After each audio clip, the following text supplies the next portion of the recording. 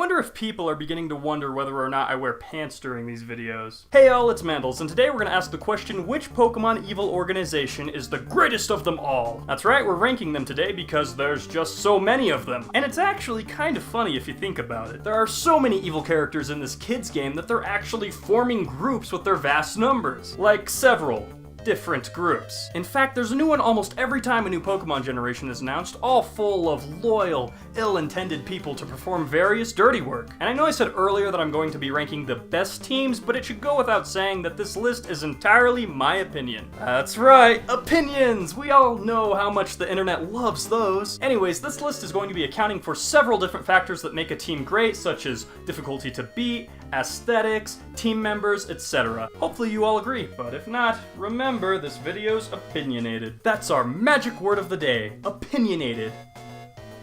Number 5, Team Flare. Firstly, I want to start out by saying that Team Flare is by far my favorite team appearance-wise. Their grunts, admins, scientists, and Lysandre have the coolest fashion sense out of all these other teams in my opinion. The suits they wear are just super fly, and they even give off an evil corporate feel to them, almost as though all they care about are the goals that they seek, disregarding your emotions altogether. Despite this praise, however, I did not find Team Flare particularly interesting as far as lore and intentions are concerned. Part of their goal is to make money, which is understandable.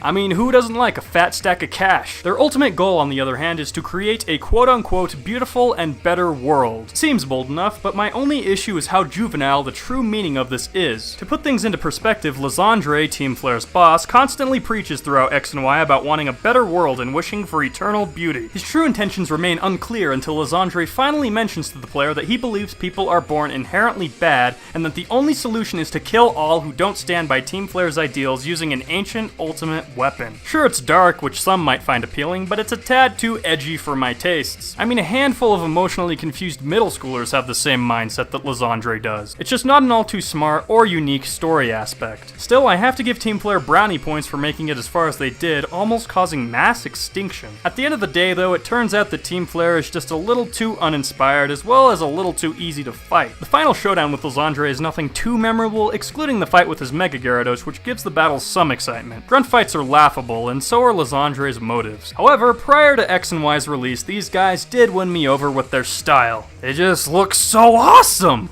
Number 4, Team Aqua and Magma. I know that these are technically two different teams, but they're nearly identical in my book, with just a few exceptions. Also, some of you may be a tad disappointed to see these memorable teams so low on this list, but try to take solace in the fact that I've got my reasons for doing this. Furthermore, these teams are good. I've just got a few bones to pick with them, first being their intentions as a group. Team Aqua wants to expand the amount of water in the world by flooding it using Kyogre. Team Magma wants to achieve the opposite by expanding the amount of landmass using the power of Groudon. It's cool that you guys have a goal and all, but it really begs the question, why? The results would no doubt be life-threatening if put into reality, but who in their right mind would pledge allegiance to an idea this crazy? Lots of people, apparently. Clearly it didn't occur to Team Magma that they would die too should all of Earth's water supply be exhausted. Next, I want to talk about the crew themselves. Team Aqua, led by Archie and his two subordinates Matt and Shelly, is aesthetically really cool. I love the pirate theme, and it really helps suggest to the player that these are bad dudes. The characters themselves aren't too interesting, but are certainly memorable. The same can be said to Team Magma's Maxie, Tabitha, and Courtney. They look cool, are a tad dry, but again are very memorable. Battling these two, however, I did not find very memorable. The finale with Maxie/Archie was just a little too easy, but it was cool to see the unveiling of their Mega Sharpedo/Camerupt in the 3rd gen remakes. There is another thing that I've got to hand to Team Magma and Aqua though. Once their plans failed, they didn't scurry away to hide their shame forever. Rather, they learned from their mistakes and carried on to perform tasks that were beneficial to others, and even inviting the protagonist to visit their hideouts. Some might find them weak for doing this, but I thought it was pretty cool. Regardless, Team Aqua and Magma are awesome evil teams. They just fell a little shorter than the following guys on this list.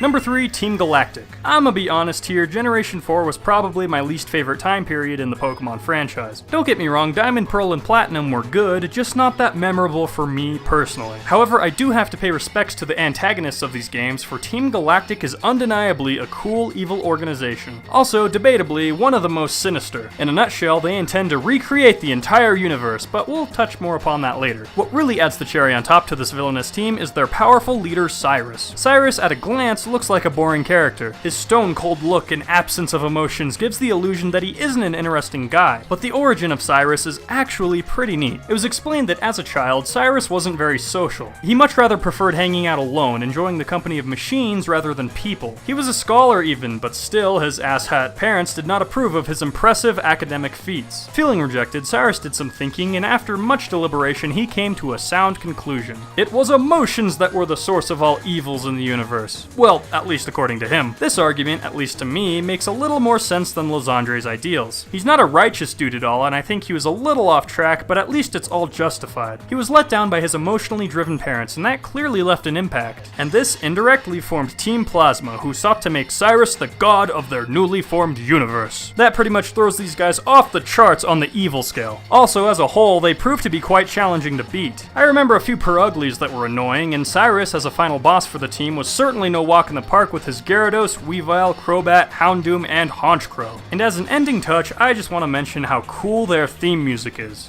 Number 2, Team Rocket. Now we're gonna take a gander at a classic. Even if you weren't around for the red and blue days, you darn well know who Team Rocket is, and chances are you could recognize one of their grunts a mile away. Another recognizable aspect of the team that I feel I can't go on without recognizing is Jesse, James, and Meowth, who I've got a personal love-hate relationship with. On one hand, I recognize how awful of an addition to the team they are, but when not taken too seriously, I find their comic content very entertaining. I love James' cowardliness, I love how Jesse is always so fed up with the other two, and I love Meowth's Brooklyn accent. But moving on, let's look at why Team Rocket came about in the first place. No, it's not for a deep and philosophical reason, but their goals are realistic and believable. All these scumbags want is money and power. That's it, and it's wonderful. I can see people claiming that this is just lazy writing, but I think it suits them just fine. If you want a bigger picture, just compare them to the Mafia. They're essentially the same, but with less Tommy guns. One of their more notable features is their tendency to abuse the power of Pokemon to achieve their goals. Sure, so does every other organization now, but Team Rocket was the first to put this practice into play. They were also the first crew to actually kill something in the Pokemon universe. Death is typically unheard of in Pokemon, but it's no stranger to Team Rocket as we've seen them take the life of a poor Cubone's mother. That's pretty despicable of them. Also, let's talk about their boss, Giovanni. This man is awesome. In the anime, he was only shown as a faint silhouette for a while, usually bossing Jesse and James around while stating how moronic they were. In the games, a huge plot twist is revealed when Giovanni is shown to not only be the Team Rocket leader, but is also waiting for you as the Viridian City gym leader. It blew my mind as a kid. And lastly, the dude is full of likable personality. Sure, he's ordering around a bunch of half-wits most of the time, but when Team Rocket finally sets their mind to something, they become a huge force to be reckoned with.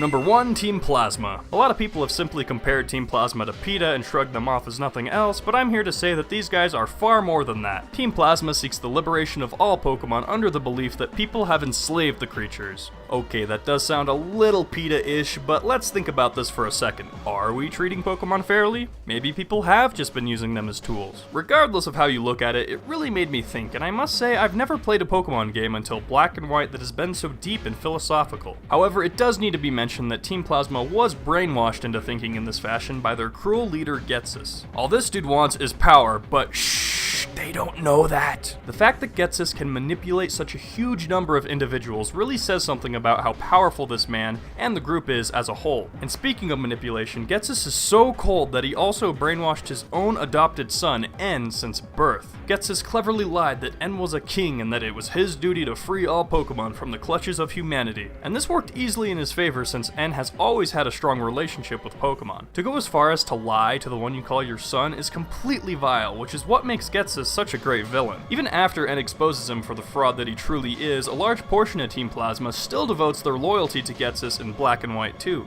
And while the team kinda looks like a Team Rocket clone in these sequels, I am very much a fan of the Templar look that they carried in the first installments. Something the first installments also did right was the finale. Typically, you defeat the Elite Four, get into the Hall of Fame, yada yada yada, the credits roll, and you're all done. In this game, before you can challenge the League champ, a frickin' castle rises from beneath the League, followed by an epic battle with Zekrom/Reshiram cram, and an immensely hard fight with Getsus. And I mean hard. It's not very often that I have to retry battles against NPCs, but Getsus Hydreigon had me starting over a few times. It was one of the most fulfilling fights I've ever had in a Pokemon game, and Team Plasma gave me the greatest sense of respect out of any other evil organization in Pokemon ever. Thanks for watching, everyone. If you haven't heard yet, I now have a Twitch account and will be live streaming on there very soon. So if you enjoy my content, be sure to follow me on there and Twitter as well to get an even bigger dose of Mandles. Also, if you're new here and you like what you see, you can click here to subscribe and over here to watch more of my content. That's all for now, and until next time, I'm Mandles. Peace.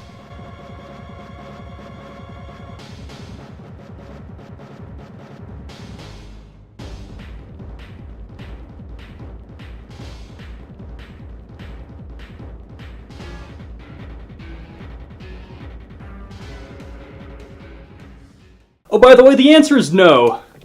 I don't wear pants during these videos.